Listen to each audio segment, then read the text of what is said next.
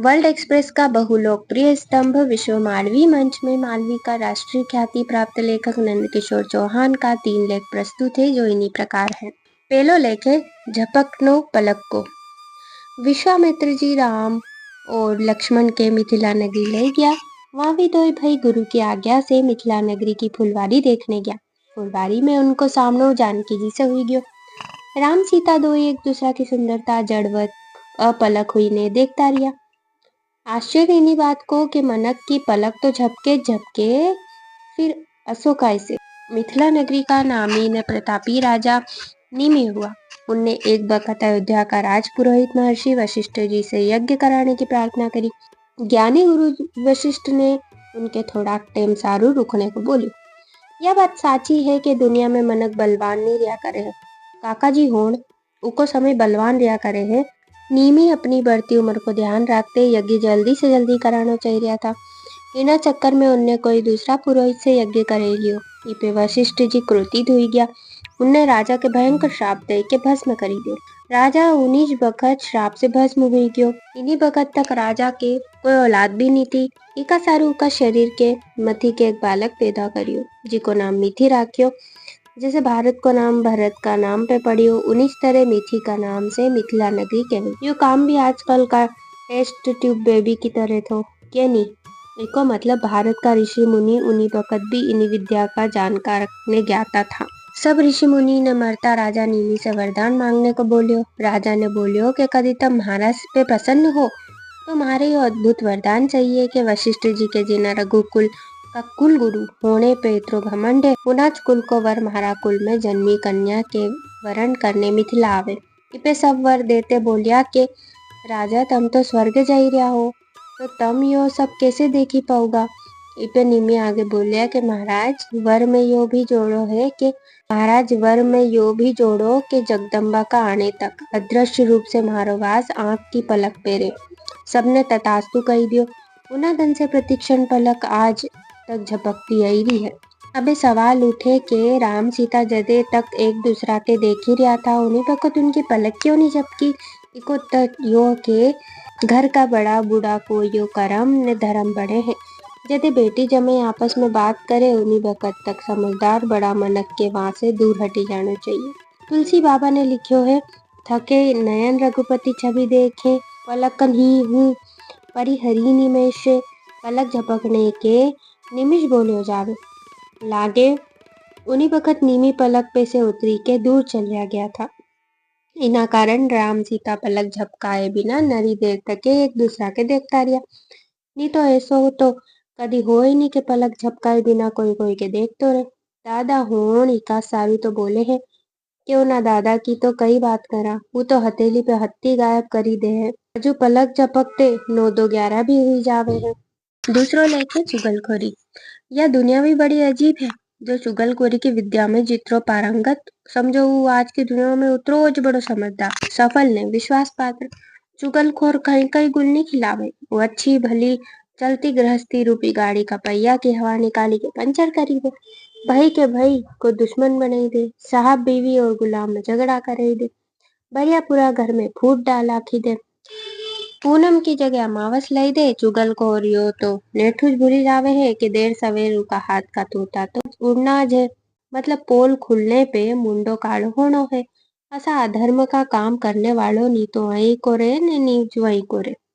यो चुगलखोरी को 10वां रस इतनो मीठो ने मजेदार रहे कि कोई भी मनक एक कावा रोटा नहीं खावे तो चली जावे, पर आदत पड़ने से चुगली करया बिना उपसे नहीं रहवाय।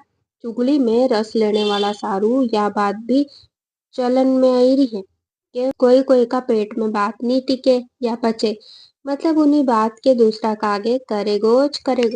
यो कहवाड़ो एक मनक ने घनी बार सुनिया था। उके भरोसो नहीं हुआ तो उन्हें इके अजवाने की सोची। वो बाजार गयो ने एक लालचट पाक्यो तरबूजो ले आयो। उका 2 टुकड़ा करीने एक मलमल का लत्ता में धरी ने घर की खूटी पे टांगते घर वाली से झूठ मूठ बोलियो, देख जो कोई के बता जो मत, आज बाजार में एक मनक महाराज से अथड़ी गयो थो, मतलब उलझी गयो थो। मने उको माथो काटी लाख्यो। अभी इके खूटी पे लटकाई दियो है, इके रात में रफा दफा करी दांगा। इतरो कहीं ने घर वालों काम से बाहर चली गयो। अबे घरवाली बई के कहाँ चैन पड़ने वाली थी, उनका पेट में तो बात उगलने सारू उकाड़ा फूटने लग गया। उन्हें पड़ोसन से धीरे से इशारों करीने बुलाईने बोली, देख बेन, थार पे मारे घणो भरोसो है। ईका सारू यार आज की बात थारे ज बतेरी रही हूँ, थारा से इतनी चाहता जोड़ी है कि यह बात तू और कोई के भूली के भी मत बता जे। ईका बाद उन्हें पड़ोसन के सगली महाभारत सुनाई दी। जदे कहीं जईने ओके चैन की नींद आई। केवे है कि बात होट बायर तो समझो कोट बायर। दूसरी ने तीसरी के बताई, इन्हीं तरह धन उगते उगते यह बात आखा गांव में फैली गई। कोई कोई चुगलखोर के या लाइलाज बीमारी लागी जावे। मनक ने सुनियो तो माथो ठोकी लियो। उके भरोसो हुई गयो कि अपना दिल की बात कोई के भी नहीं बतानी चाहिए, नहीं तो बात को बतंगड़ बनते देर नहीं लागे। चुगलखोर का बाग में लोग की धारणा है कि चुगलखोर चुगली करे, अगला जन्म में गधड़ो बने तो लदी लदी के मरी जाए। फिर भी लोग चुगली करने से पछमानी पड़े, क्योंकि जैसे शेर का दाड़े खून लागी जावे तो ऊ पछमो थोड़ी ज पड़े। चुगली करनो भी कीना पाप से कम नहीं है। ये पाप करते करते चुगलखोरी ना जन्म का साथे साथे अपनो अगलो भाव भी बिगाड़ी ले। फजीतवाड़ा को बोनस मिले जो अलग। तीसरो लेखे पर्दा का पाछे। पुरानी वक्त गांव गोठड़ा में मनोरंजन का साधन यहाँ होने वाली रामलीला ने नाटक हुआ करता था, जिसकी खासियत यह रहती कि सगला स्थानीय कलाकार ज्यादा बढ़िया लिखा तो रहता नहीं। कार्यक्रम के सफल ने मनोरंजक बनाने खातर मंडली को संचालन पर्दा का पाछे से जो संवाद बोलतो बसो को वसोज कलाकार भी बोली देतो। आश्चर्य की बात इनमें संचालक से ज्यादा कलाकार की जय जयकार ने पूछो थी। मतलब कलाकार गुमनाम संचालक से ज्यादा वाहवाही बटोरतो। यो काम सुनना से घड़े महंगी जैसो रहतो। खेल में नाचने गाने ने साज बजाने वाला पे भी चांदी बरसती। इन्हीं तरह जनता भी नाटक रामलीला का खूब मजा लेती, पर नाटक को मुख्य किरदार संचालक कोई की भी निगाह में नहीं आतो। इन्हीं तरह यदि कदी हूँ सिनेमा देखने जाऊं, एक बात मारे घड़ी खटके, वाह यार के सिनेमा का हीरो हीरोइन के तो खूब नाम शोहरत ने बड़ा बड़ा इनाम मिले, जय जयकार भी सब दूर उनकी जो है, पर जिनका इशारा पे ही नाचे ने गावे उनके लोग नी तो जाने ने नीच पहचाने। इतरो ज नहीं, कदे कुण कौन सा लत्ता पहरेगो, कदे रोवेगो, कदे गावेगो, कहाँ की जगह सीन होएगो, आदि आदि को निर्णय करने वाला तो पर्दा का पाछे ज गुम हुई ने रही जा। जदे के सगली शारीरिक ने मानसिक मेहनत ने दिमाग उनकोश तो रहे, फिर भी उनके बहुत कम लोग जाने पहचाने ने पूछे। कही सकता हाँ कि फिल्म की सफलता असफलता को दारोमदार भी उन पे ज रहे।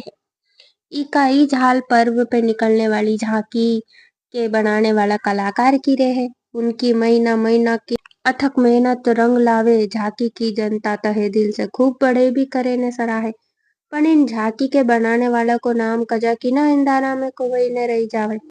मारो कहने को मतलब यो बिल्कुल नहीं है कि इतना बड़ा बड़ा कलाकार के सम्मान नाम ने बड़ा ही नहीं मिलना चाहिए, जिसका भी 110% हकदार है, जो उनको हक भी है, जो उनके जरूर मिलना चाहिए। पर जो पर्दा का पाछे नींव का पत्थर की तरह काम करे, जिनका पे आखी बिल्डिंग टिकी रहे, वे भी तो नाम ने सम्मान का हकदार है। उनकी भी थोड़ी बहुत पूछ परख होए तो कई बुराई है।